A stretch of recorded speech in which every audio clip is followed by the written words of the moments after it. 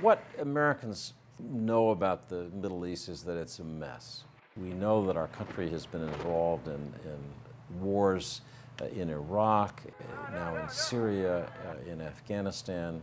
Saudi Arabia is seen as a place where a lot of this anger and turmoil begins. Osama bin Laden is a Saudi.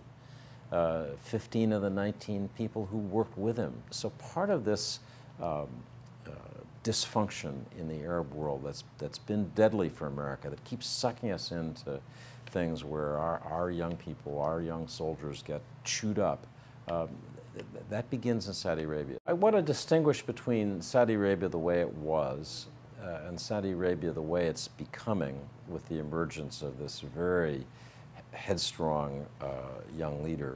Mohammed bin Salman is a brash, energetic, physically commanding young man. He's interesting in that although he's in one sense unsophisticated, hasn't studied in the West, he's very brainy, and he's turned from the beginning to Western consultants. He wants to privatize Saudi Aramco. The valuations of this company range between $2 trillion and $3 trillion. So the Saudis are thinking of privatizing just 5%, tiny sliver. That would amount to $150 billion, assuming it's a $3 trillion valuation. The largest IPO ever in history is $30 billion. So this would be 5 times bigger than anything financial markets have ever seen. That's what a big deal Saudi Arabia is. His principal rival in this battle for Saudi Arabia's future is the person who nominally is superior to him. Mohammed bin Nayef is 56.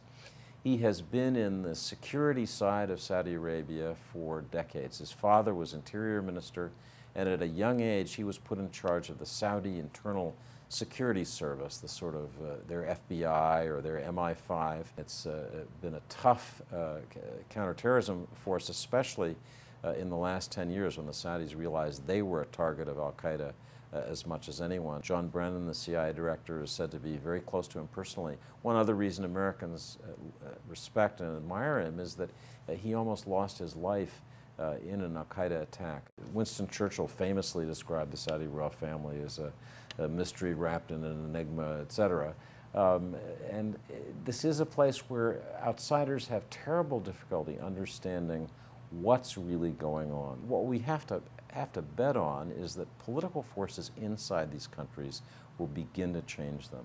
And people should be careful about that. Maybe that's happening now in Saudi Arabia, and if that has a chance to take root and flower over the next 5, 10, 15 years, Saudi Arabia could end up being a very different country, not a kind of empty space where manipulated by radicals, conservatives, religious fanaticism, but a place that's really moving into the modern world, and that would be something that would make a difference for everybody.